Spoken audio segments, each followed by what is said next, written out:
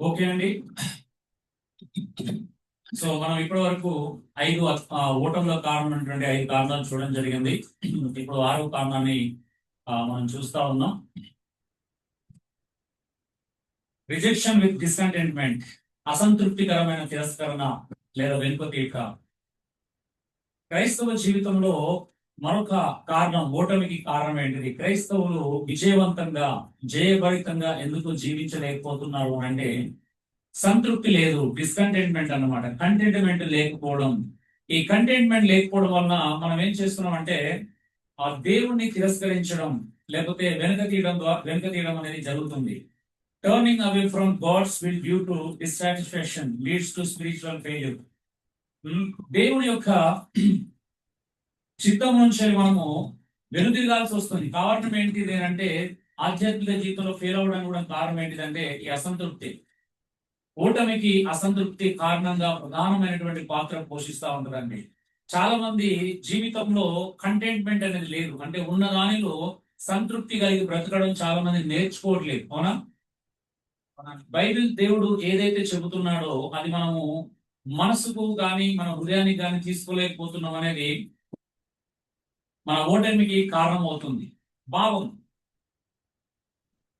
అసంతృప్తి అనేది మన మనసు తృప్తిగా లేకపోవడం, కలిగిన వాటితో సరిపోకపోవడం, ఇంకా ఇంకా కావాలని తపన పడడం. అవునండి. కొంతమందికి ఎంతున్నా సరిపోదు, ఇంకా కావాలి ఇంకా కావాలి ఇంకా కావాలి అని తపన పడడం. ఇది బైబిల్ పరంగా పాపం స్వభావానికి నిదర్శనం అండి. విశ్వాసి జీవితం మీద తీవ్రమైన ప్రభావం చూపుతుంది. అసంతృప్తి అంటే తృప్తి లేకపోవడం, సంతృప్తి లేకపోవడం, కలిగిన దానితో ఓర్పుగా ఉండకపోవడం లేదా సంతోషంగా ఉండకపోవడం, కలిగిన వాటినే అనుభవించకపోవడం అనేది మనం చాలా మంది జీవితాల్లో చూస్తూనే ఉన్నాం. మనందరూ తెలుసు, మొదటి పత్రికలో ఈ మాట చాలా స్పష్టంగా ఉంది కదా. సంతృష్టి సహితమైనటువంటి దైవభక్తి గొప్ప లాభ సాధనమైనది. ఉన్న వాటిలో సంతృప్తి కలిగి జీవించాలి. ఎందుకంటే మనం ఈ లోకంలోకి ఏమి తేలేదు, ఏమి తీసుకోపోలేదు. మరి తీసుకోపోలేని వాటిని సంపాదించుకొని ఏం చేస్తాం? అయితే ఇక్కడ ప్రస్తుతానికి మన యొక్క పరిచర్యకు, మన జీవితానికి ఉపయోగపడితే చాలు. అవునా? మనకున్నటువంటి వనరులు మన కుటుంబ జీవితానికి, పరిచర్య జీవితానికి ఉపయోగించేలా ఉండాలి. అంతేగాని ఇక్కడ ఉన్నంత మాత్రం వాటితో మనకు వచ్చే ఉపయోగము లేదు. సో ఈ రోజు ఉపయోగపడినటువంటి విషయాల కోసం మానవుడు వెంపర్లాడుతున్నాడు, తప్పించిపోతున్నాడు, వెంటాడుతున్నాడు. అంటే అందుకే సంతృప్తి అనేది చాలా మంది జీవితంలో కనిపించినటువంటి ఒక విషయం కదా. ఎక్కడైతే సంతృప్తి ఉండదో అక్కడ సంతోషం ఉండదండి. సంతృప్తి లేని చోట సమాధానం కూడా ఉండదు. కుటుంబంలో వ్యక్తుల మధ్య కూడా కమ్యూనికేషన్, ప్రాపర్ పీస్ అనేది, సమాధానం కూడా అనుభవించలేదు. సో ఇది కూడా మరొక ఓటమికి కారణం. అసంతృప్తి యొక్క లక్షణాలు: ఉన్నదానితో తృప్తి లేకపోవడం. నీకేది ఉంటే అదే నీది. అవునా? నీది కానిది ఏది నీది కాలేదు ఎప్పటికీ. అవునా? మనకున్నది మనదే. మనది కానిది మనం ఎంత ఆశించినా మనది కాలేదు. దేవుడు ఒకవేళ అది నీకు ఇవ్వాలనుకుంటే నీకు ఇవ్వకుండా ఆపగలిగిన శక్తి కూడా ఈ భూమి మీద ఎవరికి లేదు. నమ్ముతారు ఈ విషయాన్ని? దేవుడు నీకు మంచి ఇవ్వాలనుకున్నాడు అనుకుంటే, ఎగ్జాంపుల్ చెప్తున్నాను, ఎవరు ఆపుతారు నీకు ఇవ్వకుండా? ఎవరు ఆపలేదు కదా. అంటే ఎందుకు మరి? నేను అనుకునే నా జీవితంలో ఇవన్నీ అనుభవిస్తాను, ఏదైనా ఉందనుకో, దేవుడు అనుమతిస్తే వస్తుంది, లేదు ఎందుకు వస్తుంది అని కంటెంట్మెంట్ కలిగిస్తుంది. అవునా? ఇది రావాలంటే దేవుడు అనుమతించారు. ఒకటి రాలేదు అంటే అర్థం ఏంటిది? దేవుడు అలా చేయలేదు. అంతే సింపుల్. అంటే మనం ప్రతిదీ దైవిక కోణంలో ఆలోచించడం నేర్చుకుంటే కంటెంట్మెంట్ యొక్క ఉద్దేశం మనకు అర్థమవుతుంది. కంటెంట్మెంట్ ఎలా మనం తీసుకోవాలో అర్థమవుతుంది. ఇతరుల దినచర్యలు, సంపద చూసి అసూయపడడం, అంటే ఇతరుల ఆశీర్వాదాలు, సంపద చూసి అసూయపడడం. కొంతమంది అంటా ఉంటారు, మా తమ్ముడు నాకంటే చిన్నోడండి, వాడు ఇప్పుడు కారు కొన్నాడు, బంగ్లా కట్టిండు, మా చెల్లి నాకంటే చిన్నది, లేకపోతే ఇలా ఇలా మా బంధువులు అసలు వాడైతే వేస్ట్, మా ఫ్రెండ్ నాకంటే తక్కువ చదువుకున్నాడు.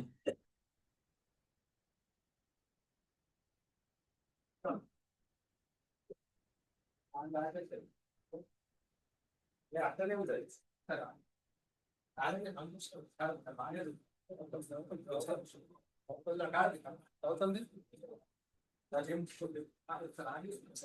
సురేష్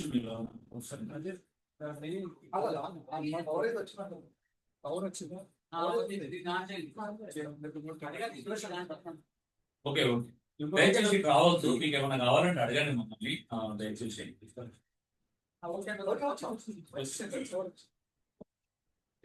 మీకు ఛార్జింగ్ కావాలంటే చెప్పండి, నేను ఇక్కడ పెట్టుకోవడానికి ఇక్కడ ఉండే చేపిస్తాను.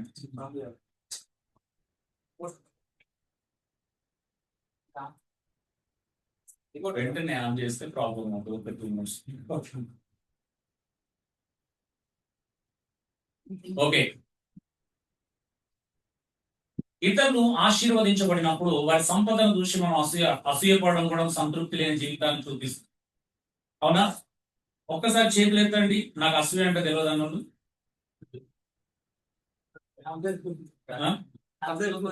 ఉందా? ఏమో ఉందా? నిజంగా అసూయ లేని వాళ్ళు ఉన్నారు ఎవరైనా? ఎందుకు ఉండరు? చాలా మంది ఉంటారు. మాకైతే లేదు, ఎందుకంటే మా చుట్టూ ఎంతమంది ఏమున్నా మాకు సంబంధం లేదు, పట్టించుకోని. అసూయ ఎందుకు ఉండాలి?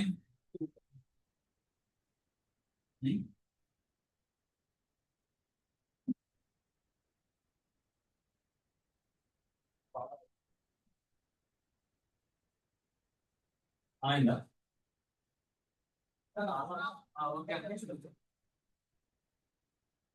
ఓకే, చూడండి, పక్కలకు ఏముంటే మనకి ఎందుకు చెప్పండి? నిజం చెప్పండి.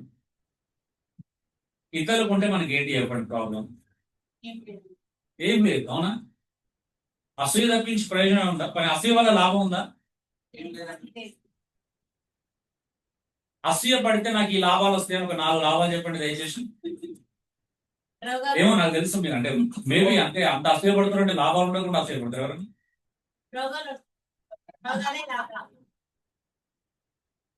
అంటే వద్దన్న అసూయ పడుతున్నారు అంటే లాభాలు ఉండాలి కదా.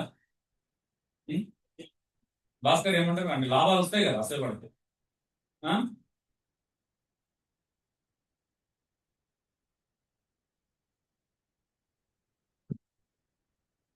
దేవుడు ఇచ్చినటువంటి వరాలపై మక్కువ లేకపోవడం అంటే దేవుడు మనకి ఇచ్చిన దాని మీద ఇంట్రెస్ట్ లేకపోవడం. అవునా?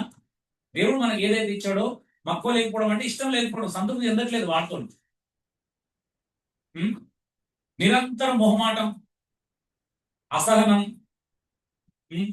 పెరిగినటువంటి ఆకాంక్షలు, కోరికలు, తగ్గిన కృతజ్ఞత, ఇవన్నీ కూడా ఏంటంటే అసంతృప్తి యొక్క లక్షణాలు. ఆకాంక్షలు పెరిగినా, దేవుని పట్ల కృతజ్ఞత తగ్గినా అసంతృప్తి ఉన్నదని అర్థం కదా. నిదర్శనం. చాలా మంది చాలా రకాలుగా అసంతృప్తి చెందుతా ఉంటారు. మేబీ కొంతమంది ఇలా కూడా ఫీల్ అవుతారు, అబ్బా నేను ఈ ఏరియాలు పుట్టకుండా వేరే దేశంలో ఉంటే బాగుండదు అనిపించింది ఎప్పుడైనా? ఈ దేశంలో ఉండకుండా వేరే అమెరికా లాంటి దేశంలో ఉంటే పుట్టడమే ధనవంతులుగా ఉంటుంది. చాలా కొంతమంది ఇలా కూడా ఆలోచిస్తారు, అరే ఈ కులం కాకుండా వేరే కులంలో పుడితే బాగుంటుంది అనిపించలేదు ఎప్పుడు? నాకు ఈ తల్లిదండ్రులు కాకుండా వేరే తల్లిదండ్రులు ఉంటే బాగుంటుంది అసంతృప్తి. అప్ప నాకు ఈ భార్య లేకుండా ఇంకో భార్య దొరికితే అబ్బా ఇక్కడ అయితే అందరు సరే.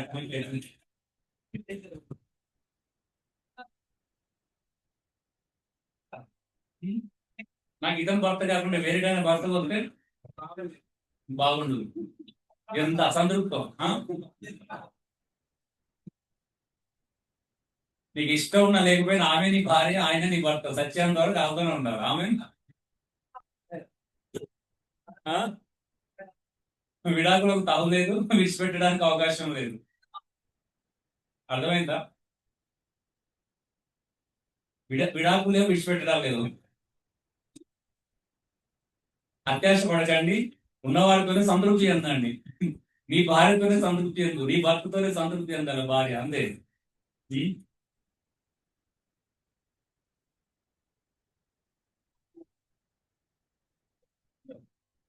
అంటే భార్య కూడా దేవుడు ఇచ్చిన వరమే అని చెప్తుంది బైబిల్. అవునండి?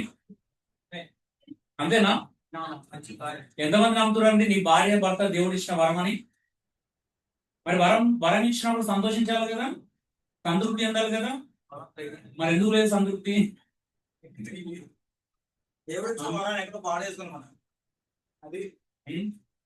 ఇప్పుడు పిల్లలు కూడా దేవుడు ఇచ్చిన వరమే కదా. కొంతమందికి ఆడపిల్లలు కూడా సంతృప్తి ఉండదు, అదేంటో. అంటే ఆడపిల్లలు దేవుడు ఇచ్చిన వరాలు కదా. పోనీ ఎవరన్నా చెప్పండి దేవుడు వరం కాదండి, మధ్యలో ఎవరన్నా డైవర్ట్ చేసిరనంటారా? అంటే ఒక్క విషయం కాదు, అసంతృప్తి అనేది మన జీవితంలో అడుగడుగున అనేకమైన విషయాలు అసంతృప్తి మనం, అవునా? కొంతమందికి వాళ్ళ కలర్ని బట్టి అసంతృప్తి, కొంతమంది వాళ్ళ హైట్ని బట్టి అసంతృప్తి. అదేంటి? ఏదైనా దేవుడు ఇచ్చిందే ఉంటది మన దగ్గర, అవునా?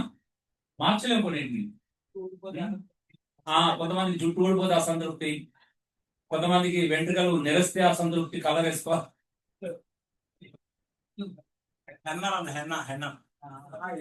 కొంతమందికి సన్నగా ఉంటే అసలు మనిషిగా మిమ్మల్ని మీరు గౌరవించుకోండి ఫస్ట్. దేవుడు మిమ్మల్ని అలాగే పెట్టాడు, అవునా? కొన్ని మార్చుకునేటువంటి మార్చుకోండి, తప్పేం కాదు. లావు ఎక్కువ అయితే అసలు చెంది ఎక్సర్సైజ్ చేయండి, డైట్ చేయండి, తగ్గించుకోండి, సింపుల్, అవునా? అది కష్టం కదా. సరే, జనరల్ మాట. సో అసంతృప్తి అనేది ఎన్ని రకాలుగా ఉంటది, ఏంటిదని చూద్దాం. ముందు బైబిల్లోని అసంతృప్తి ఉదాహరణ చూద్దాం. కయీను, ఆదికాండం 4:3-8 దేవుడు అతని బలి స్వీకరించకపోవడంతో అసంతృప్తితో ఆగ్రహంతో తమ్ముడు హేబేలు చంపాడు. అసంతృప్తి దేని కారణమైంది? అసూయ కారణమైంది. అసూయ దేని కారణం? అసూయ వల్ల ఏం పుట్టింది? ద్వేషం పుట్టింది, అవునా? ద్వేషం ఎక్కడ దేంతో ముగించబడింది? హత్యతో ముగించబడింది, అవునా? అంటే ఒక్క ప్రాబ్లము అనేకమైనటువంటి సమస్యలను సృష్టిస్తుందని ఎంతమంది తెలుసండి? ఒక అసంతృప్తి ఎన్ని రకాల సమస్యలను మన జీవితంలో, అసంతృప్తి అనేది ఇతరులు మంచిగా ఉంటే అసూయను కూడా పుట్టిస్తుంది, అవునా? అసూయ నుంచి ద్వేషం పుట్టే అవకాశం ఉంటుంది. ద్వేషం నుంచి ఏమవుతుంది? ఇంకా రకరకాలుగా వ్యతిరేకత పెరుగుతూనే ఉంటుంది, రోజు రోజుకి వ్యతిరేకత పెరుగుతూనే ఉంటుంది. సో అసంతృప్తి అనేది చాలా ప్రమాదకరమైనటువంటి విషయం. ఇశ్రాయేలు జనులను చూడండి, సంఖ్యాకాండం 11:4-6. దేవుడు ఐగుప్తు బానిసత్వం నుంచి వారిని విడిపించి నడిపిస్తా ఉన్నాడు. చెప్పులు అరగట్లేదు, బట్టలు తిరగట్లేదు, ఏ కొదవ లేకుండా నడిపిస్తున్నాడు. కొదవ దాని వాళ్ళకి ఏమన్నా ఏది లేదు, కానీ ఏముంది వాళ్ళకి? సంతృప్తి. అన్ని సంవత్సరాలు అసంతృప్తిని బ్రతికారు, 40 సంవత్సరాలు, అవునా? ఒక్క రోజు కాదు, 40 years ఏకంగా అసంతృప్తి జీవితమే గడిపారు. తృప్తి ఉన్నారా? అసంతృప్తి ఉన్నారా? అసంతృప్తి. అన్ని దేవుడు సమకూరుస్తున్నప్పుడు కూడా అసంతృప్తి. ఊరికే మన్నానైనా, మాంసం లేదా అసంతృప్తి. సరే, దేవుడు అంగీకరించి మాంసం కురిపించాడు, ఆయన తృప్తి చెందారా? అమ్మయ్య అని అన్నారా? లేదు, అసంతృప్తి. ఉచితంగా ఆహారం ఇచ్చిన అసంతృప్తి. ఇంకెట్లుంది అసంతృప్తి వాళ్ళది?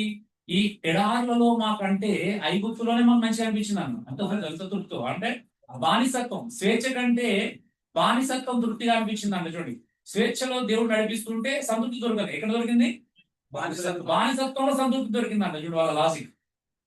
అంటే వాళ్ళ లాజిక్ ఏంటిది? అలవాటు పడ్డారు బానిసత్వానికి. కాళ్ళకు చేతులకు సంఖ్యలేసి బిగించి వీటి మీద కొరడా దెబ్బలు కొడతా ఉంటే, ఇటుకలు నువ్వే తెచ్చుకో అంటే మట్టి నువ్వే తెచ్చుకోవాలా, ఇటుకలు నువ్వే చేయాలి, టార్గెట్ మాత్రం తగ్గకూడదు. ఇలా టార్గెట్ బట్టి వీటి మీద కొరడా దెబ్బలు కొడుతుంటే హాయిగా మంచిగా అనిపించింది. దేవుడు ఇలా బయటికి తీసుకొచ్చి ఒక దెబ్బ లేదు, ఒక టార్గెట్ లేదు, ఇటుకలు చేయాల్సినటువంటి ఫోర్స్ లేదు, అవునా? ఈ స్వేచ్ఛాయుతమైనటువంటి జీవితం నచ్చలేదు. ఫ్రీ వచ్చింది భోజనం, అవునా? ఫ్రీ భోజనం నచ్చలే.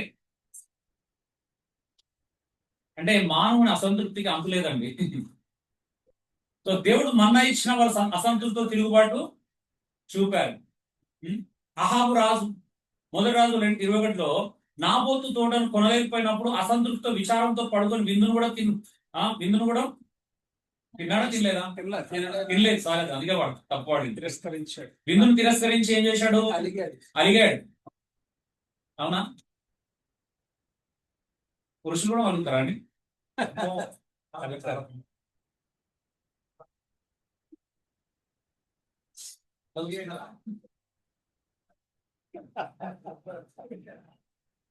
సో అసంతృప్తి యొక్క మరొక లక్షణం ఏంటో తెలుసా? అలగడం, మూతి ముడుచుకోవడం, డోర్ వేసుకోవడం, లోపలికి అలకపాన్ పెట్టడం, వెళ్ళి నిద్రపోవడం అనమాట. నిద్రపోయారంటే అర్థం ఏంటిది? నార్మల్ టైంలో నిద్రపోతే ప్రాబ్లం లేదు, అబ్నార్మల్ టైంలో నిద్రపోయారంటే అలక. ఎక్స్పెక్ట్ చేస్తాను. ఓకే. అసంతృప్తి ఫలితాలు. హృదయంలో అసహనం ఉంటుంది, నిత్యంగా అసూయ బాధతో నింపబడి ఉంటారండి. సంతృప్తి లేని వాళ్ళకి ఎప్పుడు కూడా ఒక రకమైన అసూయ, ఒక రకమైన బాధ. ఉమ్, అంటే వీళ్ళ ముఖాలు ఇలా కూడా చూసుకున్న వాళ్ళకి నచ్చదు. వాస్తవం అలా ఉంటాయి ముఖాలు, అంటే ఆనందం ఉండదు ముఖంలో. ఆ నవ్వు అంటే, నవ్వు అంటే పెదాలతో నవ్వే, బయటికి పనులు కనిపించే నవ్వు గురించి నేను మాట్లాడట్లేదు. జాయ్ఫుల్ గా ఉంటారు కృష్ణ, ఇప్పుడు లోపల నుంచి వెళ్ళి వచ్చే ఒక సంతోషం. వాళ్ళ లోపల అది ఉండదు.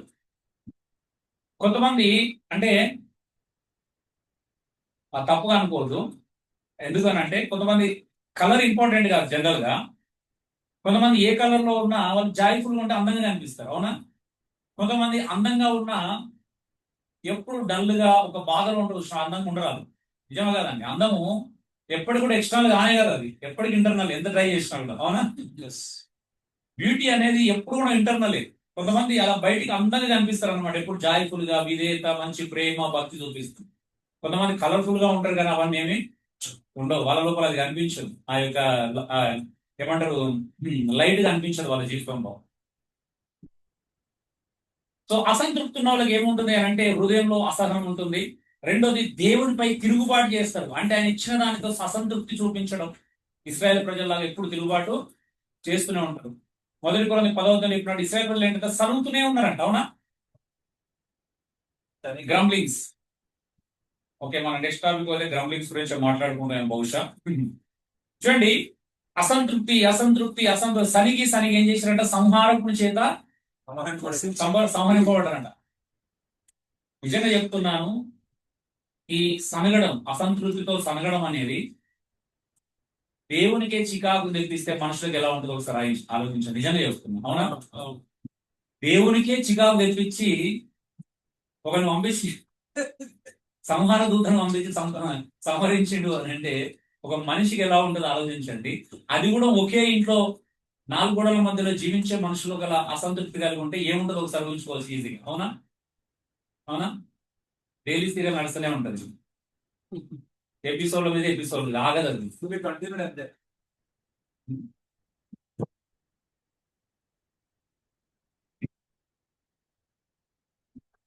అసంతృప్తికి మరొక కారణం పాపపు ప్రవర్తన. అసూయ, కోపం, అసహనం వంటి పాపాలకు మూలం అండి. అంటే ఒక కోపాన్ని రేకెత్తించవచ్చు, ద్వేషాన్ని రేకెత్తించవచ్చు, లేకపోతే ఇంకేదైనా కావచ్చు. మనం ఇంతకుముందు మాట్లాడుకున్న సురేమరాల గురించి కదా, నా సజ్జనులతో నేను కాపురం ఉన్నాను, ఏమిటా డైలాగ్ అంటే వస్తుంది. బైబిల్లో కొన్ని మాటలు ఉంటాయి, ప్రపంచంలో ఎక్కడ కూడా వినలేము అవి. అంత అద్భుతంగా ఉంటాయి అన్నమాట, కదిలించేస్తాయి హృదయాన్ని. దాని మాట చిన్నది, భావం చాలా గొప్పది, లోతైనది. వాస్తవానికి ఆమెకు కొడుతోంది కదా, సంతానం లేదు, అయినా అడగలేదు. మనకు దేవుడు సంతానం ఇస్తున్నా కూడా, అన్నా నాకు మగపిల్లాడే అని ప్రార్థన చేయాలన్నా, నేను అంటాను దీన్ని కర్మే అంటాను. అలాంటి వినాల్సి రావడం కర్మ, దౌర్భాగ్యకరం. నాయకులకైతే అది దౌర్భాగ్యకరం స్థితి అంటాను. ఎందుకు సార్? రైట్ కాదు, మన డిజైర్స్ రైట్ కాదు. వీ హ్యావ్, అంటే మనము దేవుడు ఏది ఇచ్చినా అంగీకరించడానికి సిద్ధపడితే అది ఎంతో సంతృప్తిని మిగిలిస్తుంది, అవునా? ఎక్స్పెక్ట్ చేస్తే ఏమవుతుంది అంటే, మరి ఇవ్వకపోతే అసంతృప్తి మిగులుతుంది, అవునా? నిజమా కదా? ఇప్పుడు ఎవరైనా ప్రార్థన చేయమంటే నాకు అసంతృప్తి కలిగించమని ప్రార్థన చేసినట్టు అనిపిస్తుంది. అంటే నాకు కొడుకు కోసం ప్రార్థన చేయండి అంటే ఇప్పుడు చేసినాము, పుట్టలేదు అనుకో, ఇప్పుడు అసంతృప్తి ఉంటుంది. దానికి కారణం ఎవరు? పాస్టర్ చేసిన ప్రార్థన చేసిన పాస్టర్ గారు, అవునా?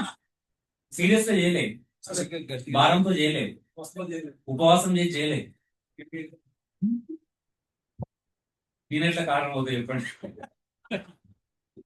మీ ఆడపిల్ల పుట్టడానికి, మగపిల్ల పెట్టడానికి నేనెట్లా కారణం అవుతుంది?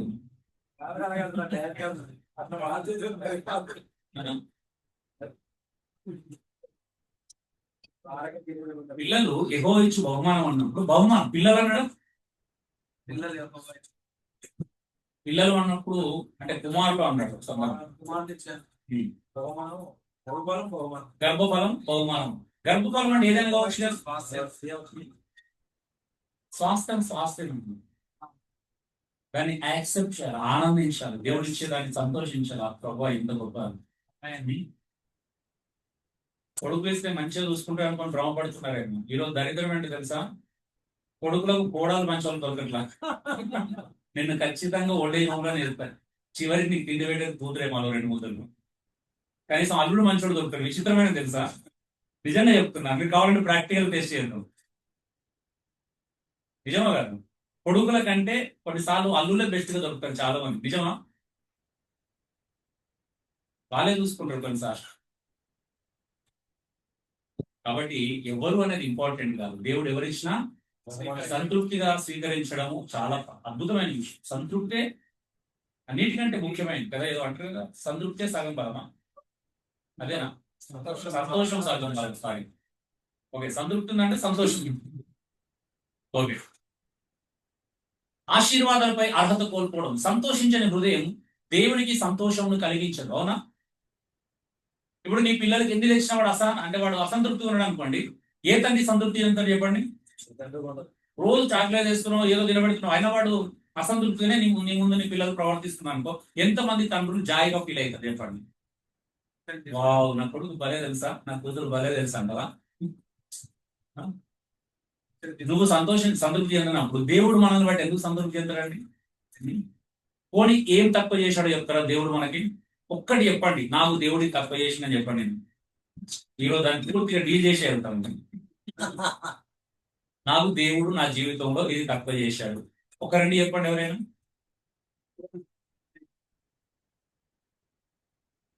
నేను చెప్పాలని ఉన్నాయి లోపల చాలా, కానీ ఏం లేవంటారు బయట. చాలా ఉన్నాయండి మళ్ళీ ఆదేశం.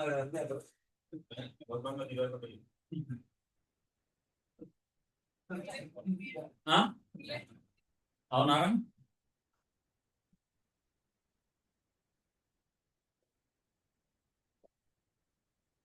ఓకే.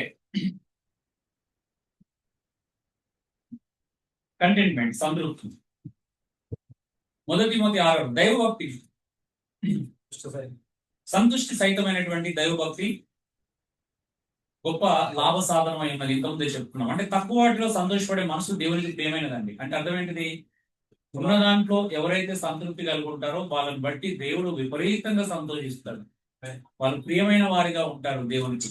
సనుగులు గొనుగులు ఉన్న వాళ్ళని బట్టి దేవుడు ఎప్పటికీ ఇష్టపడు, సంతోషించాడు. మీరు కీర్తనలు 106:15 చదువుతారు ఒకసారి.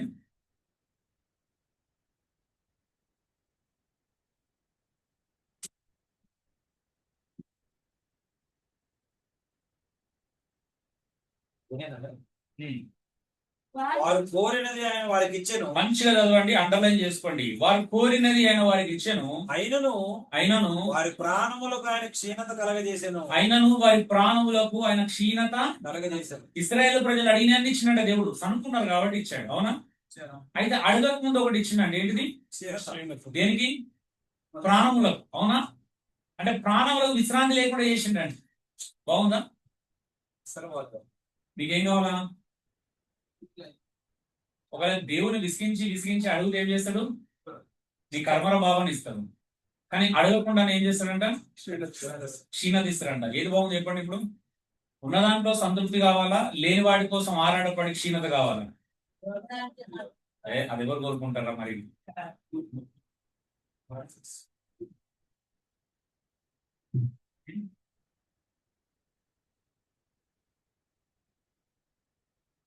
ఒకవేళ కోరుకున్నాడు అంటే ఇచ్చాడు దేవుడు. నాకు లక్షల జీతం కావాలని ప్రార్థన చేశాడు. దేవుడు లక్షల జీతం ఉన్న ఉద్యోగం ఇచ్చాడు. కంపెనీ ఇంట్లోకి వచ్చి అన్నం కూడా నేను 12 గంటలు ఆఫీస్ నుంచి ఇంటికి వస్తున్నాడు. ఇంటికి రాగానే మళ్ళీ ఆఫీస్ నుంచి కావాల్సింది. ఏం సంతృప్తి ఉండాలంటే అసలు రోజు భార్యతో ఏం చేస్తున్నాడు, పిల్లలతో ఏం చేస్తున్నాడు, అమ్మనంతో ఏం చేస్తున్నాడు.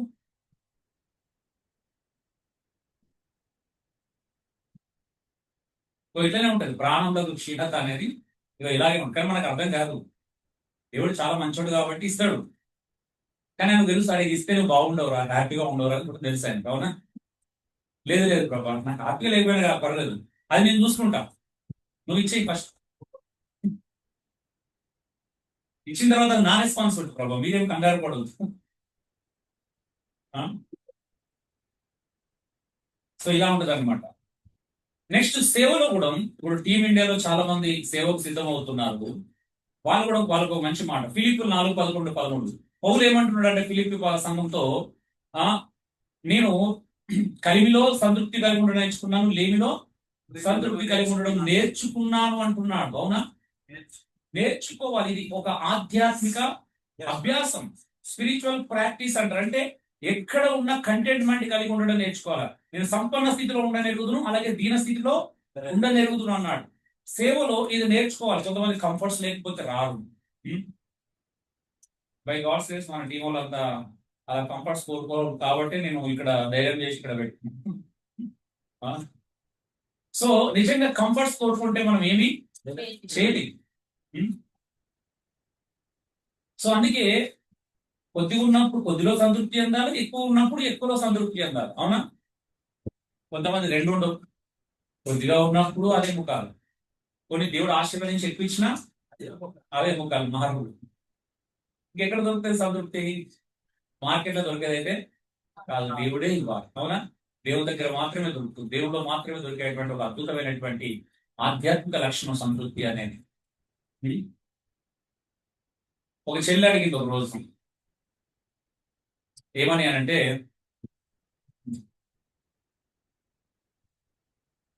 అన్న నేను ఒక అవిశ్వాస ఇంట్లో రెండుకున్నాను, మరి నేను విశ్వాసిని, నేను ఒక అవిశ్వాసిని రెంట్ కడుతున్నప్పుడు మన దేవునికి మహిమ ఎలా వస్తుందన్నా అని అడిగింది. నాకు అప్పుడు అర్థమైంది ప్రాంతంలో అంటే ప్రశ్నలో వచ్చిన అంతరార్థం ఏంటిది. ఆమెకు ఉన్న దాంట్లో సంతృప్తి లేదు. అవునా? కానీ ఎక్కడికి నెట్టింది అది? దేవుని మీద నెట్టింది. ఎంత నా తెలివి కదా. విశ్వాసం నేను చాలా మంది చూసిన విశ్వాసులు అమాయకులు అనుకుంటా, కానీ అస్సలు కాదు, మామూలు దేవుడు ఉండదు. దేవునే ప్రశ్నిస్తారు అనమాట. విన్నాను, లోపల నవ్వొస్తుంది కానీ బయటికి మంచిగా విన్నాను. సరే రా అన్నాను, లాజిక్ ఉంది రా నీ మాటలు అన్నాను. సరే నీ లాజిక్ ప్రకారం దేవుడు కూడా నీకు సొంత ఇల్లు ఇచ్చాట.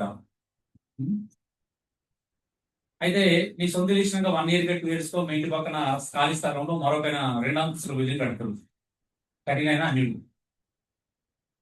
అప్పుడు దేవుడికి మహిమలో వస్తుందని అడిగినాను. విశ్వాసమైన నీకు 1 అంతస్తు బిల్డింగ్, అవిశ్వాసకి 2 అంతస్తుల బిల్డింగ్, ఎంత వ్యత్యాసం? మరి దేవుడికి మహిమలో వస్తుంది.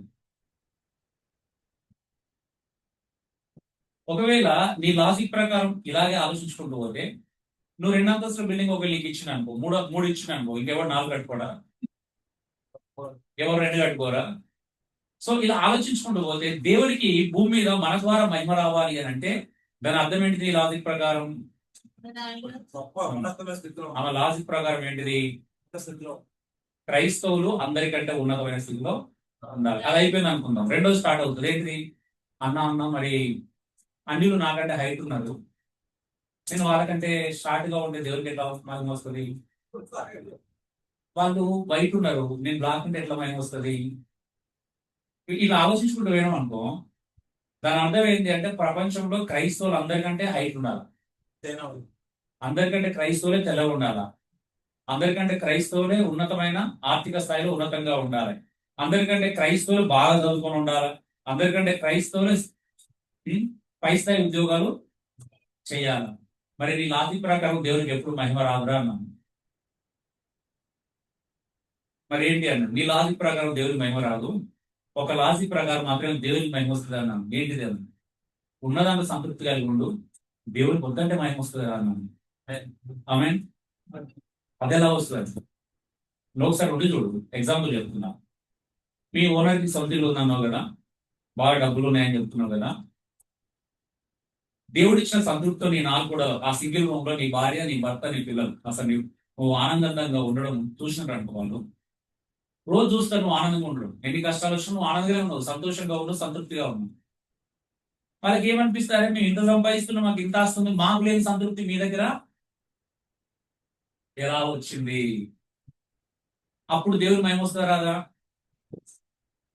అంటే మాకు లేదు, వీళ్ళ దగ్గర ఒకటి ఉంది, మాకు సాధ్యం కానిది వీళ్ళ దగ్గర సాధ్యమవుతుంది. మాకు ఇన్నున్నా మాకు సంతోషం లేదు, వీళ్ళకి ఏం లేకపోయినా సంతోషంగా ఉన్నారు.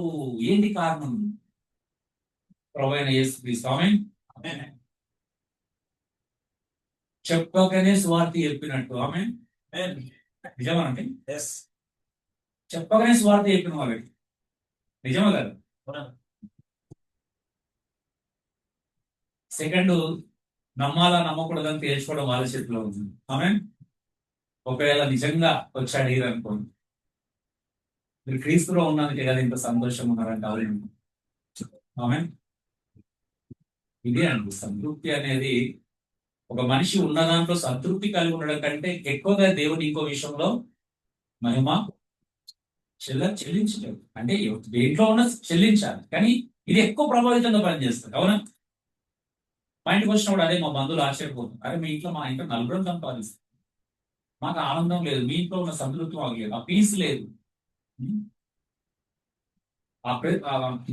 ఏమంటారు ఆ ప్లెజెంట్ వాతావరణం మా ఇంట్లో ఉండదు. ఇంట్లో వస్తే ప్రశాంతంగా కూల్గా ఉంటుంది, ఏదో ఆధ్యాత్మిక కేంద్రం లాగా. అంటే ఇంటికి వచ్చి వెళ్తే 2 రోజులు ప్రశాంతంగా నిద్ర పట్టిందని చెప్పేసి నాకు ఫోన్ చేసిన వాళ్ళు ఉన్నారు. మర్చిపోయి నిద్రపోయాం. అంటే మన కుటుంబాలు అలా ఉండాలి. మనం ఒకరింటికి మన ఇంటికి ఆతిథ్యం 2 రోజులు అతిథిగా ఉన్నారనుకోండి, వాళ్ళకి ఏమనిపించాలా? జాయ్ అనిపించాలి. ఇదిరా ఫ్యామిలీ అంటే ఆలోచిస్తారు ఒక రోజు. కారణం ఏంటి? ఇంకేముంది కారణం? ఇదేంటి టెస్ట్ మనీ అన్న ఇట్లా ఇవ్వాలి మనం లోకంలో. అవునా? మరి ఏం చేస్తాం చెప్పండి.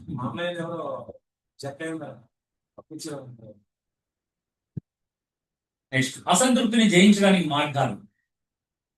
దేవుని కృపను గుర్తించడం అండి. ప్రతిరోజు కృతజ్ఞతతో ప్రారంభించడం. ప్రభా నేను ఏమైతే అయి ఉన్నానో ప్రభా కేవలం నీ కృప. అంటే ఈరోజు నేను లేచాను, 2 పూటలు ఈరోజు తిన్నాను అంటే because of you, not me. అంత కృతజ్ఞత మన జీవితం నుంచి తెలివి కల. తక్కువలో సంతోషించడం నేర్చుకోవడం. నీకు ఏదైతే ఉందో అదే నీది. ఇతరులను చూసి అసూయ కాకుండా వారి కోసం ప్రార్థించడం. 4, దేవుడి యోజనపై నమ్మకం ఉంచడం. ఆయన సమయమే ఉత్తమం. అంటే ఆయన రైట్ టైంలో నీకు కావాల్సింది ఇస్తాడు. కాబట్టి దేవుని ఆలోచనపై నమ్మకం ఉంచు, ఆయన ప్రణాళికపై నమ్మకం ఉంచు. నీ పట్ల ఆయనకు ఒక ప్రణాళిక ఉంది. అవునండి? దేవునికి పక్షపాతం లేదు. ఇక్కడున్న మన అందరి సమానంగా ప్రేమిస్తున్నాడా? ఒకరిని ఎక్కువ ఒకటి తక్కువ ప్రేమిస్తున్నాడా? డౌటే. కొందరు ఎక్కువ కొందరు తక్కువ ప్రేమిస్తారు కదా దేవుడు. లేదా? మరి లేనప్పుడు ఎందుకు అసంతృప్తి?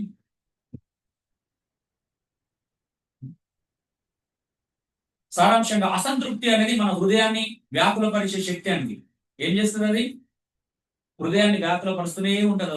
బలమైన శక్తిగా పనిచేస్తుంది. ఇది పాపానికి మార్గం చేస్తుంది. కానీ దేవుడి వాక్యంతో, ప్రార్థనతో, కృతజ్ఞత గల హృదయంతో మన సంతృప్తి జీవితాన్ని నిర్మించుకోవచ్చు. ఇవి లేవు కాబట్టి మనం సంతృప్తిగా ఉండడం నిర్మించుకోలేకపోతున్నాం. నిజమే కదా? సంతృప్తి జీవితాన్ని నిర్మించుకుంటూ వస్తుంది. అది కోరుకుంటే రాదు. కేవలం కోరుకుంటే ఆశ ఉంటే సరిపోదు, అలాగే నిర్మించుకోవాలి. కుటుంబంలో ఉన్న ఇతరులను మనం దానికి మానసికంగా సిద్ధం చేయాలి. అవునా?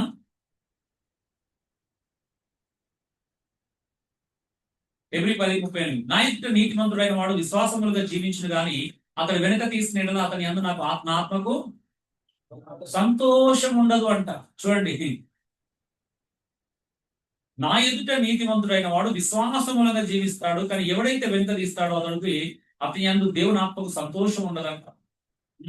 యూదా 1:10 అయ్యో వారికి శ్రమ, వారి కయ్యను నడిచిన మార్గం నడిచి బహుమానం పొందవాలని బిలాము నడిచిన ప్రభుత్వంలో ఆత్రంగా పరిగెత్తి కోరాహు చేసినట్టు తిరస్కారం. వీళ్ళందరి కారణం ఏంటి? అసంతృప్తి. అవునా? మోషకు వీళ్ళ వ్యతిరేకంగా తిరగడానికి కారణం ఏంటండి? బిలాము తప్పుడు బహుమానం కోసం పరిగెత్తడానికి కారణం ఏంటి? అసంతృప్తి. అవునా? అంటే కొంతమందికి ఇప్పుడు గవర్నమెంట్ ఎంప్లాయీస్ ఉన్నారు, జీతం సరిపోవడం లంచం తీసుకునే కారణం ఏంటి? అసంతృప్తి. అవునా? అంటే నీ జీతంతో నువ్వు బ్రతకలేకుండా పోతున్నావు, ప్రతి నెల అప్పు చేస్తున్నావు అంటే కారణం ఏంటి? అసంతృప్తి. అవునా? అంటే నీకు ఉన్న దాంట్లోనే నీ కుటుంబాన్ని నడిపించాలా, నీ భార్యకు అదే నేర్పించాలా, నీ పిల్లలకు అదే నేర్పించాలా. మనం సంతృప్తిగా ఉండడం నేర్చుకోవాలా? సంతృప్తి అనేది వెతుకోవడానికి సంబంధించిందా? ఉన్న దాంట్లో ఆనందించడం నేర్చుకోవడం సంతృప్తి. వెతుకుతే సంతృప్తి దొరకదు. వెతుకుతే అప్లోపాలవుతాం, అవునా? అందులో సంతృప్తి ఉంటుంది, ఇందులో సంతృప్తి ఉంటుంది అనుకుని ఒకవేళ వెతుకుతే అక్కడ అప్లో అవుతాయి, కానీ సంతృప్తి ఉండదు. అది క్షణికమైనటువంటి ఆనందం అంటారు, సంతృప్తి అనర్థాన్ని. సంతృప్తి అనేది ఇంటర్నల్ సంబంధించింది, క్షణికమైన ఆనందానికి సంబంధించింది కాదు, అవునా? ఇప్పుడు గ్రాండ్ గా నీ పిల్లలకు నీ ఏదన్నా లక్షలు ఖర్చు పెట్టి ఫంక్షన్ చేసినాం అనుకో, అది క్షణికమైన ఆనందం మాత్రమే. సంతృప్తి ఇస్తుంది అది తాత్కాలికమైన ఆనందం, సంతృప్తి అనర్థాన్ని. ఆత్మలో కలిగి ఉంచే సంతృప్తి కాదు. ఇక్కడ మనం మాట్లాడుకుంటూ కూడా అంతా కూడా ఆధ్యాత్మిక సంబంధమైనటువంటి సంతృప్తికి సంబంధించింది. అసంతృప్తి విశ్వాసం నుండి దూరం చేస్తుంది. అసంతృప్తి తప్పుడు బహుమానాలు వైపు బిలాం పరిగెత్తినాడు పరిగెత్తేలా చేస్తుంది. అసంతృప్తి సత్యాన్ని బోధించే వారిని తిరస్కరించేలా చేస్తుంది. కోరాలు చేసినట్టు తిరస్కారం చేస్తుంది. అసంతృప్తి కలిగిన వాడు అసంతృప్తిగానే మిగిలిపోతాడు ఫైనల్ గా. మరి ముగింపే అసంతృప్తి.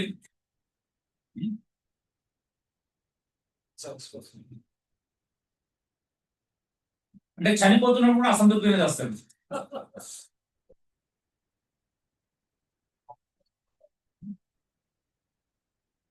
ఒకవేళ చనిపోయినాడు ఒక 2 నిమిషాలు అంటే బతకడానికి ఛాయిస్ ఇచ్చాం అనుకో, నేను నా సమాధిలో అని అసంతృప్తిగా మాట్లాడతాడు. అలా ఉండదు అనమాట అసంతృప్తి యొక్క ప్రభావం. చచ్చినాక సమాజానికి సంబంధం ఏంటి ప్రభావం?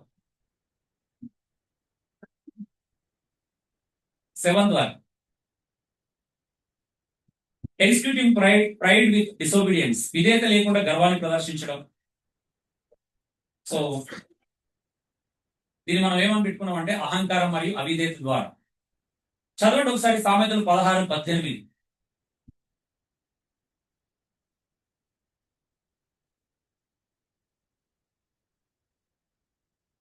బాగుంటుంది, చదవండి సామెతలు 16:18.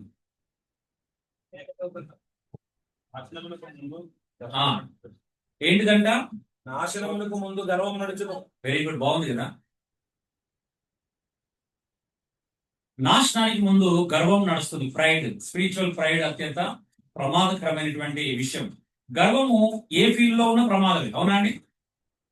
ఓన్లీ స్పిరిచువల్ లైఫ్ లోనే కాదు, ఎక్కడున్నా ప్రమాదమే గర్వం అనేది. Pride blinds us to correction and separates us from grace. గర్వము అనేది మనల్ని ఏమిటంటే సరిదిద్దడానికి ఏం చేస్తారంటే మనల్ని గుడ్డివాళ్ళని చేస్తారు. అంటే కరెక్షన్ అనుమతించదు. అంత మాత్రమే కాదు, దేవుడి నుండి మనల్ని అది వేరు చేస్తుంది. అంటే దేవుడు కృప నుండి వేరు చేస్తారు. ఎందుకనంటే దేవుడి నుండి కాదు, దేవుడు అనుగ్రహించే కృప నుండి వేరు చేస్తుంది. ఎక్కడైతే గర్వం ఉంటుందో అక్కడ కృప అస్సలు చూడలేమండి, బైబిల్ ప్రకారంగా అస్సలు చూడలేము. కొన్ని చూద్దాం. అహంకారము అనేది వ్యక్తి తనను తాను ఇతరుల కంటే గొప్పవాడిగా భావించడం. అహంకారం దేనికి సంబంధించింది?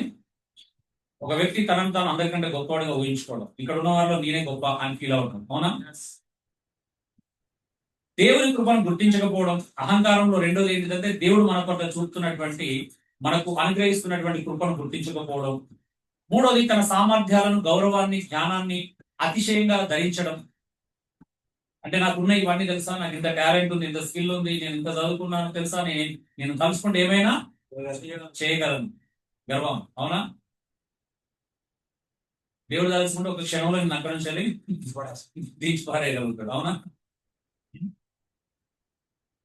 సో ఇది బైబిల్ ప్రకారం అత్యంత ప్రమాదకరమైన పాపం. ఎందుకంటే ఇది మనల్ని దేవుడి నుండే దూరం చేస్తుంది. వాస్తవం చెప్పాలంటే అన్ని పాపాలకు మూలం ఏంటిది?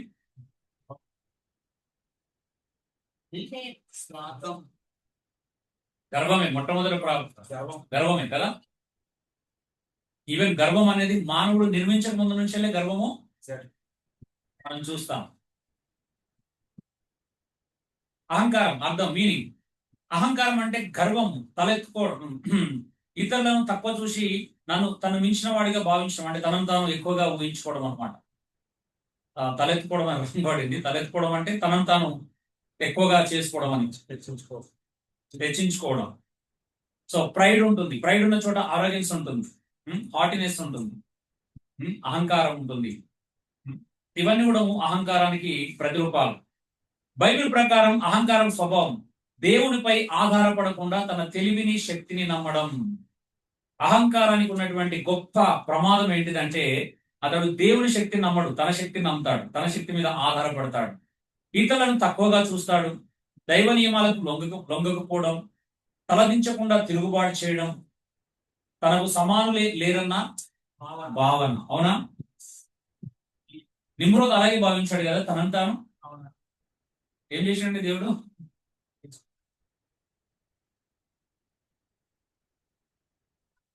ఎలా ఊహించుకున్నాడు తనంతాను? దేవునితోనే పోల్చుకున్నాడు. అవునా? ఏకంగా పరాక్రమశాలుడు అని దేవునితోనే పోల్చుకున్నాడు. అంత గర్వం వచ్చింది నిమ్రోద్లో. సో గర్వానికి మనందరూ తెలుసు, అహంకారానికి గొప్ప ఉదాహరణలో ఫస్ట్ ప్లేస్ ఎవరికి ఇవ్వాలా? లూసిఫర్కే ఇవ్వాలి.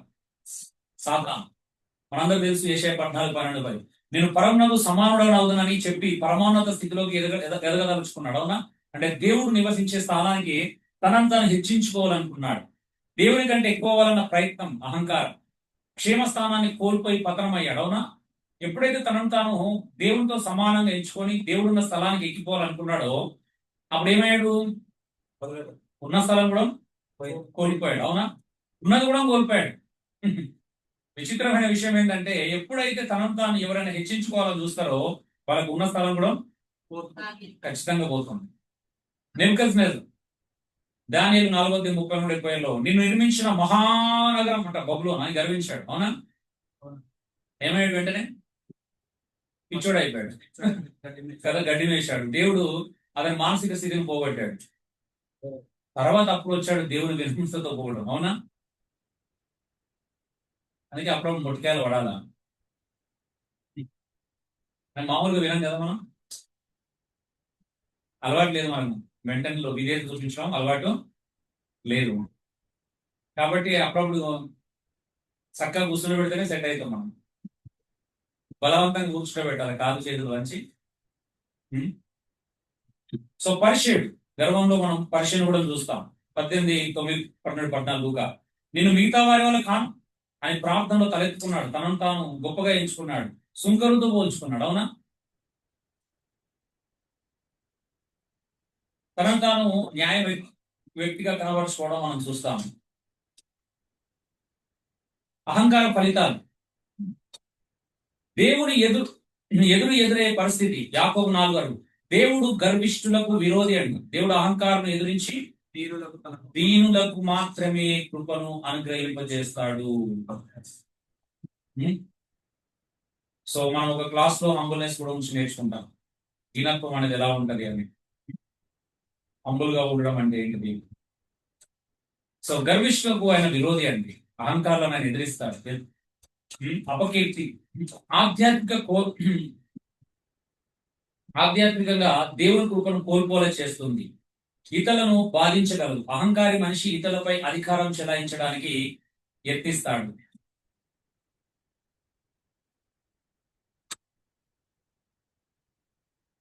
సో అహంకారానికి వ్యతిరేకత ఏంటిదంటే వినమ్రత, హ్యూమిలిటీ. మీకు 6:8 ఏమన్నాడు దేవుడు? దేవుడు ఏమడుగుతున్నాడంట? న్యాయంగా నడుచుకున్నటయు, కనికరమును ప్రేమించుటయు, దీన మనస్సు కలిగి నీ దేవుని ఎదుట ప్రవర్తించుటయు ఇంతే కదా నేను అడుగుతున్నాను. ఆయన అడిగేది ఇంత, మనం చేసేది ఇంత. మనం దేవుడు మనల్ని అడుగుతుంది నిజంగా ఏమి అడుగుతున్నాడు? జస్ట్ వినయము, విధేయత, కరుణ, జాలి కలిగి జీవించమంటున్నాడు. అవునా?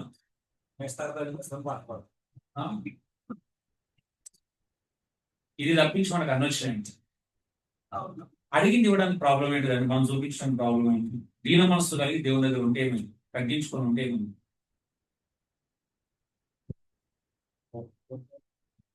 బయట ఎవరు అనుకుంటే ఏంటిదంటే మీ గురించి, మనం బయటలో మాటలు ఎక్కువ పట్టించుకుంటాం కదా. మన ప్రాబ్లం ఏంటిదంటే దేవుని మాటల కంటే బయట వాడి మాటలు ఎక్కువ పట్టించుకుంటాం. బయట వాళ్ళు ఇలా అంటారు, బంధువులు ఇలా అంటారు. కొంతమంది ఫంక్షన్ బంధువుల కోసమే చేస్తారు. అవునా? మా బంధువులు ఫీల్ అవుతున్నారు అన్న అంతే ఫంక్షన్ చేయాలి. నాకు ఇష్టం లేదు, బంధువుల కోసం చేయాల్సి వచ్చింది. కర్మ అనుభవించింది. ₹1,00,000 అప్పైతే ఏదైంది కదా.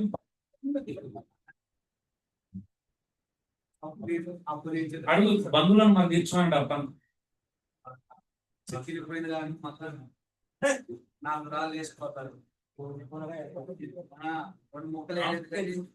అంటే ఎందుకు మాట్లాడుతున్నాం అంటే ఇవన్నీ కూడా ఏంటంటే మనం ఎంత భయంకరంగా ఉన్నాము అనే దానికి నిదర్శనం అన్నమాట గర్వం అనేది. అంటే బయట చూపించుకోలేమే కదా, అది ఒక జీవబ్రహ్మమే కదా అండి. జీవబ్రహ్మం లోక సంబంధమైనదా దైవిక సంబంధమైనదా?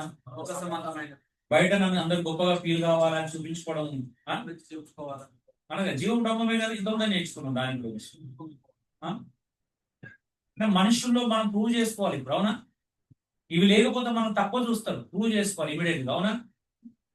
ఎవరిని మెప్పించాలని చూస్తున్నాం మనం, దానివల్ల మనమే నష్టపోతాం, అవునా? ఎవరు నష్టపోతారండి? మొదటి పేతురు 5:5 దేవుడు గర్విష్ఠులకు విరోధి, అవునా? వినయ మనస్కులుగా ఏం ఇస్తారంట? కృపని ఇస్తారు. ఇప్పుడు చెప్పండి, మీ జీవితంలో నిజంగా ప్రతిరోజు ఎంత కృపను అనుభవిస్తున్నారు? కృపను అనుభవించడం గొప్ప విషయం. మనం గర్వించి దేవునికి విరోధంగా ప్రవర్తించి మన సొంత నిర్ణయాలు, సొంత జ్ఞానం చేత, సొంత తలంపుల చేత నడిపించబడుతున్నాం అంటే మనలో గర్వం ఉందని, అవునా? అంటే దేవునికి రెస్పెక్ట్ ఇవ్వట్లేదు అన్నట్టే కదా. నీ జీవితంలో దేవుడు గొప్ప నిర్ణయం తీసుకోగలుగుతారా, నువ్వు గొప్ప నిర్ణయం తీసుకోగలుగుతావా? కానీ కొన్ని విషయాలు మనం దేవునికి చెప్పాం కదా. ఏ విషయంలో అయితే మనం చేయాలనుకున్నాం అక్కడ దేవుడితో అస్సలు మాట్లాడాలి. మనం తెలుసు, very talented and smart people. నీకు తెలుసు కదా ప్రభు. అంత చేసిన తర్వాత నేను అలా అనుకోలేదు ప్రభు అంట. అన్ని తెలుసు కదా ప్రభు. అంత గర్వం ఉండదు మన లోపల. దేవుని వాక్యాన్ని నిరంతరం చదవడం, నిజమైన అర్హత ఏమిటో గ్రహించడానికి, ప్రార్థనలో వినమ్రత, తనకేమి లేదని కృపగా పొందినదిగా గుర్తించడం, ప్రతిదీ కృపనే, అవునా? ఇతరులను గౌరవించడం, ఫిలిప్పి 2:3 ప్రకారం ప్రతిసారి దేవునికి మహిమ ఇవ్వడం, విజయాలకు సమర్థతకు మూలం ఆయనే అని ఒప్పుకోవడం. నేను ఇక్కడ దాకా వచ్చినట్టే కారణం ఎవరు? దేవుడే అని అంగీకరించు. అది వినమ్రతకు సంబంధించింది, హ్యూమిలిటీకి సంబంధించింది, అవునా? తగ్గింపుకి సంబంధించింది. సో అందుకే అహంకారాలకు ఎప్పుడు కూడా దేవుడు ఎదిరిస్తూనే ఉంటాడు, వదిలేస్తాడు. నీ అహంకారం నీకు ఏదో రుచి చూస్తాడు వాళ్ళందరూ. సారాంశం, అహంకారం అనేది మౌనంగా కానీ ప్రమాదకరంగా ఆత్మీయ జీవితాన్ని నాశనం చేసే స్వభావం. అది గర్వం ద్వారా పతనానికి దారితీస్తుంది. దేవునికి ఇష్టమైనది వినయం. ఇది కృపకు ద్వారాన్ని తెరిచి ఆశీర్వాదాలకి మార్గం వేస్తుంది. నీకు నిజంగా దేవుడిని ఆశీర్వదించాలంటే, దేవుని కృపను నువ్వు అనుభవించాలంటే ఏం చేయాలా? వినయ మనసు కలిగి ఉండాలి. అవునా? ఘనతకు ముందు ఏం నడుస్తుందంట? వినయం నడుస్తుంది, అవునా? గర్వానికి, నాశనానికి ముందు గర్వం నడుస్తుంది, అవునా? ఘనతకు ముందు మరి ఏది కావాలి చెప్పండి మీకు? వద్దులే, వినయం కష్టం కదా. నేను అనుకునే ఆ ఫీల్ వేరుంటారు అబ్బా. వినయం ఏమొస్తుంది చెప్పండి? ఫీల్ ముఖ్యం మనకు, అవునా? నాశనం సెకండరీ, కానీ నాశనానికి ముందు ఒక ఫీల్ అయితే అనుభవించినాం కదా, అది బాగుంటుంది.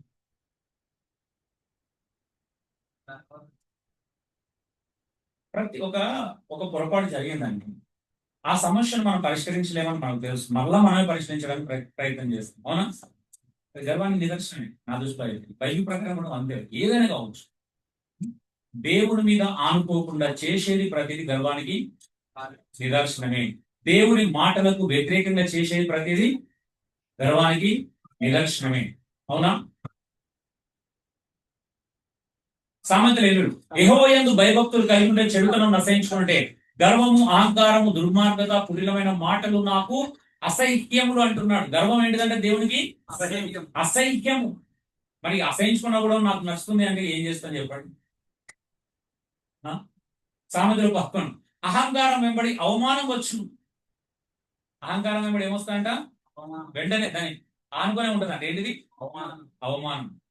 కానీ వినయం గల వారి ఏముంటదంట? జ్ఞానం ఉంటది. అంతే. దేవునికి ఆ వినయం గల మనసు అంటే చాలా ఇష్టం అండి. ఎందుకు వాళ్ళ దగ్గరికే వస్తారు, వద్దాను వాళ్ళ దగ్గరికి వెళ్తారండి కదా. ఆ దీనత్వము, వినయ మనసుకున్న వాళ్ళ దగ్గరికి వస్తాడు దేవుడు. ఎప్పుడు వాళ్ళతోనే ఉంటాడు. దేవుడు పక్షపాతి కాదు వాస్తవం చెప్పాలంటే. ఆయనకి ఇష్టం, వాళ్ళంటే ఇష్టం, అంతే అని. వీళ్ళకి ఇష్టం లేక కాదు, వీళ్ళ దగ్గర ఏం లేదు, ఆ వినయ మనసు లేదు. ఆ విధేయత కలిగిన మనసు లేదు, హ్యూమిలిటీ లేదు. చిన్న పిల్లలాగా ప్రభువు మీద ఆధారపడటం అంటే నాకు చాలా ఇష్టం అండి. నా పరిస్థితి ఇలా వచ్చింది ప్రభా, నేను ఏం చేయాలి? నువ్వేం చెప్తా చేస్తావు ప్రభా, నువ్వు కూర్చుంటే కూర్చుంటా, భరించమంటే భరిస్తా, నువ్వు క్షమించమంటే క్షమిస్తా, ఇచ్చేయమంటే ఇచ్చేస్తా. అప్పుడు ఈ లక్షణాలు వస్తాయి మనతో అవునా? ఇవి అడుగుతాం దేవుడు, నువ్వు ఏం చేయమంటే అది చేస్తావు ప్రభా, నాకు అంటే ప్రశాంతంగా ఉంటే చాలు, నాకు నీతో ఉంటే చాలు. ఉం? అలా వచ్చేస్తాం మన ఫైనల్. అహంకారం, గర్వము దేవుడికి అసహ్యం అండి. అహంకారం అవమానమును మిగులుస్తుంది. అహంకారాలను దేవుడు ఎదిరిస్తాడు. అహంకారము దేవునిచే అనగదొక్కబడుతుంది. మనుషుల గర్వము తగ్గించబడుతుంది. ఎప్పుడు కూడా ఏదో రకంగా దేవుడు అలా ఏం చేస్తాడు?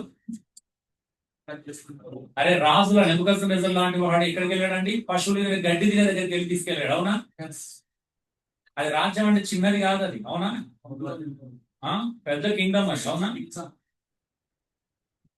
దానికి ఒక చక్రవర్తి. అవునా? అలాంటి వ్యక్తి, ఆయన కింద వందల మంది సామంతులు ఉంటారు. అవునా?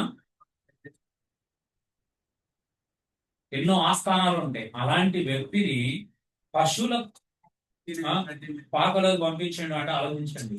నువ్వు నేను ఎంత అండి? ఓకే, మనకు అలవాటు కాబట్టి పశువుల పాకైనా మనకు గుణపాఠం రాదనమాట.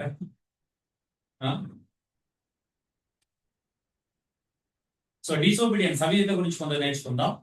చెప్పిన విషయాన్ని తృణీకరించడం, నిర్ణీతమైన నియమాలకు విరుద్ధంగా ప్రవర్తించడం. అంటే దేవుడు ఆల్రెడీ కొన్ని నిర్ణయించాడు. నియమించబడినటువంటి ఆ నియమాలకు విరుద్ధంగా ప్రవర్తించడం. గర్వంతో తలదించకపోవడం, అంటే తలెత్తుకొని గర్వంగా ఉండడం. ఇంకా దురహంకారంగా తిరుగుబాటు చేయడం. స్వేచ్ఛ కోసం సత్యాన్ని వదిలేయడం. అక్కడ దురహంకారం పెడాలి, ఏదో మిస్టేక్ పడింది. నేను లాస్ట్ స్లైడ్స్ నేను వాస్తవం చెప్పాలంటే ఎడిటింగ్ చేసుకోలేదు. మొబైల్ టైప్ చేసుకొని వాట్సాప్ వెబ్కి తీసుకొని అక్కడ కాపీ పేస్ట్ చేసుకుని వచ్చాను అనమాట. బైబిల్ అవిధేయత ఉదాహరణలు ఆదాము అవ్వలు కదా, గ్రేట్ ఎగ్జాంపుల్. అంటే ఫస్ట్ వాళ్ళే. దేవుని స్పష్టమైన ఆజ్ఞ ఉన్నప్పటికీ హవ్వ పండు తిన్నది, ఆదాము కూడా తిన్నాడు. దీనివల్ల పాపం లోకంలోనికి ప్రవేశించింది. ఇది చరిత్రలో మొదటి అవిధేయత, ఫస్ట్ డిసోబీడియన్స్. ఫస్ట్ గర్వము సాతాను ద్వారా వస్తే, ఫస్ట్ అవిధేయత ఆదాము వల్ల వచ్చి. అవునా? సౌలు రాజు, మొదటి సమయాలు 15వ అధ్యాయము మనం చూస్తే అమాలేకుల మీద దేవుడు చెప్పిన విధంగా పూర్తిగా విధ్వంసం చేయలేదు. యుక్తమైన గొర్రెలను రాజు జీవించి ఉంచాడు. దేవుని ఆజ్ఞకు అవిధేయత చూపించాడు. సో సమూయేలు చెప్పిన మాట ఏంటిది? ఏం చెప్పాడండి? చెప్పాల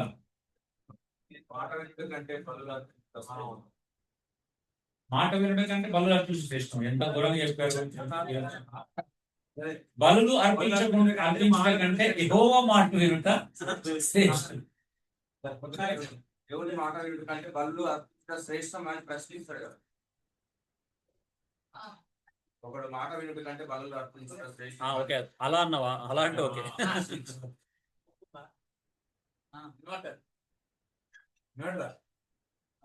ఓకే, చూడండి, సౌలు చేసినటువంటి పనికి ఏం జరిగింది అని అంటే ఏమన్నాడు అక్కడ? బలులు అర్పించుట కంటే, బుద్ధిహీనులు అర్పించినట్లు బలులు అర్పించుట కంటే యెహోవా మాట వినుట శ్రేష్టము. చెప్పండి, మనకు బలులు అర్పించడం ఇష్టమా, యెహోవా మాట వినుట శ్రేష్టమా, దేవుని మాట వినుట శ్రేష్టమా? ఈ అబద్ధాలు ఎందుకు చెప్తారండి? అక్కడ ఇక్కడ అవి చేయడం, ఈ మొక్కుబాలు చేసుకోవడం, ఆ మొక్కుబాలు చేసుకోవడం, అవే ఇష్టం కదా మనకి. అవునా?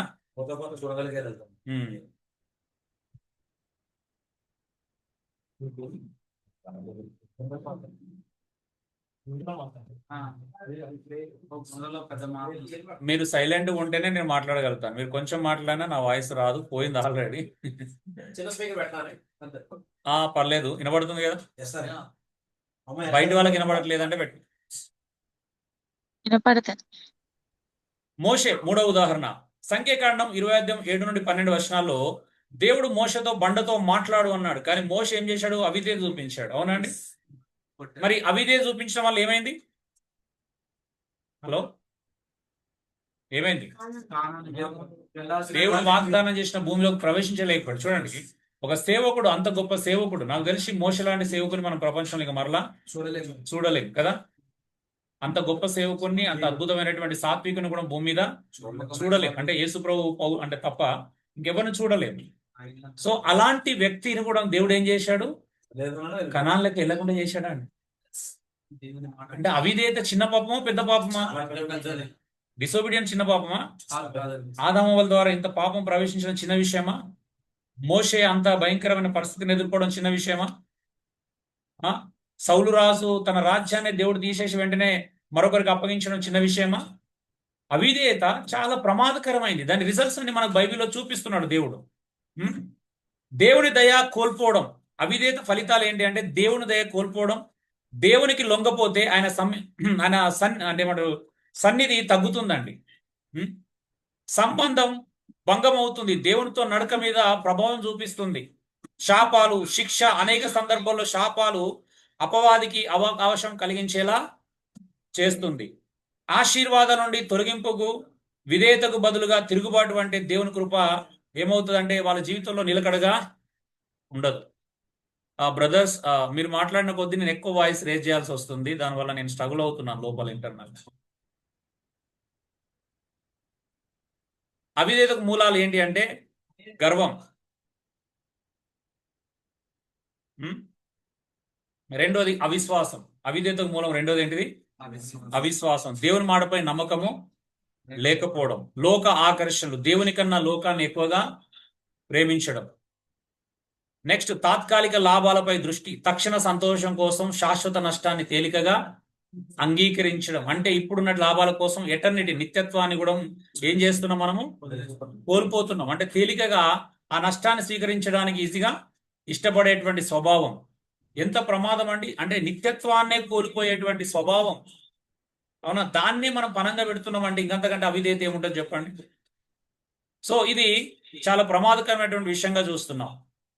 సో విధేయత యొక్క శుభ ఫలాలు ఏంటో చూద్దాం.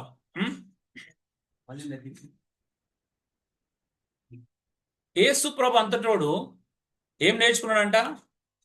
తాను శ్రమల వలన విధేయతను నేర్చుకున్నాడు.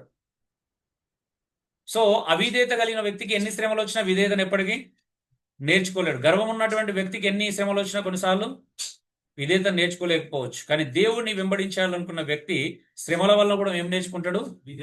విధేయత నేర్చుకుంటాడు. ఎంత నలగొట్టబడితే అంత విధేయత పెరుగుతూ ఉంటుంది. ఎంత కంఫర్ట్ జోన్ లో ఉంటే అంత నష్టం, అవునా? గర్వం వచ్చేస్తారు. మనం చాలా మంది కంఫర్ట్ జోన్ అనేది మంచిది అనుకుంటారు, అది బ్లెస్సింగ్ కాదు, శాపం.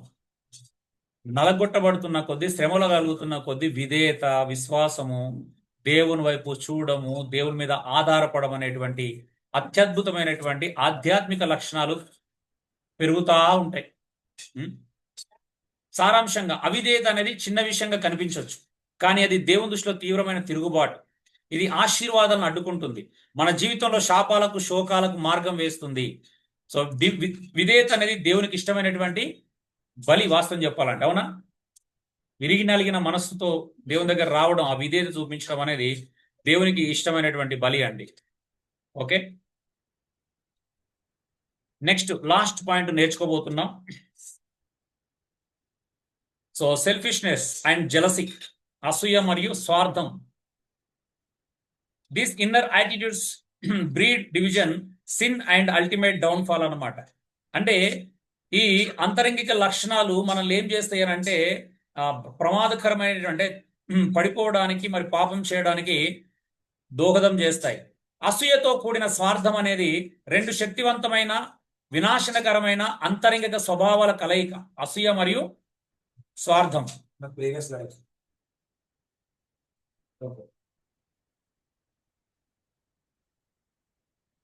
చూడండి, అసూయతో కూడిన స్వార్థం అనేది రెండు శక్తివంతమైన, వినాశకరమైన అంతరంగిక స్వభావాల కలయిక. ఇది వ్యక్తిని ఇతరులపై అసూయతో పాటు తన స్వలాభం కోసం మాత్రమే జీవించేలా మార్పు తీసుకొస్తుంది. ఇది ఆధ్యాత్మికంగా ప్రమాదకరం, సంబంధాలను పాడు చేసే స్వభావం, దేవునికి అసహ్యంగా ఉండే దుష్ట హృదయ స్థితి. కొంతమంది మనుషులను వాడుకోవడానికి వాళ్ళతో స్నేహం చేస్తారు, అవునా? దానికంటే ప్రమాదకరమైన స్వార్థం మరొకటి లేదు. కొంతమంది ఎవరితో నాకు క్లోజ్ గా ఉంటున్నారంటే అబ్బో వాళ్ళని ప్రేమిస్తున్నారు అనుకునేరు. వాళ్ళతో ఏదో అవసరం ఉంది. అవసరం ఉంది, రెగ్యులర్ గా బైక్ కారో వాళ్ళకి కొన్ని వస్తువులు ఉన్నాయి, వాళ్ళతో మచ్చిక చేసుకుంటే ఇలాంటి లాభాలు ఆస్వాదించవచ్చు. ఏమంటారు? ఎస్ నిజమా కదా? ఎగ్జాక్ట్లీ. కొంతమంది సంఘాలను కూడా స్వార్థం కోసం వాడుకునే వాళ్ళు ఉంటారు. అక్కడికి వెళ్తే కనీసం వాళ్ళు అప్పుడప్పుడు మన ధైర్యపరుస్తారు, మనం వాళ్ళని వాడుకొని వదిలేయాలి. అవునా? అంటే ఇవి నేను చూస్తున్నాను. ఇప్పుడు కొంతమంది నన్ను చాలా వాడుకుంటారు. వాళ్ళ కష్టం కేవలం కష్టం వచ్చినప్పుడు వస్తారు, 2 గంటలు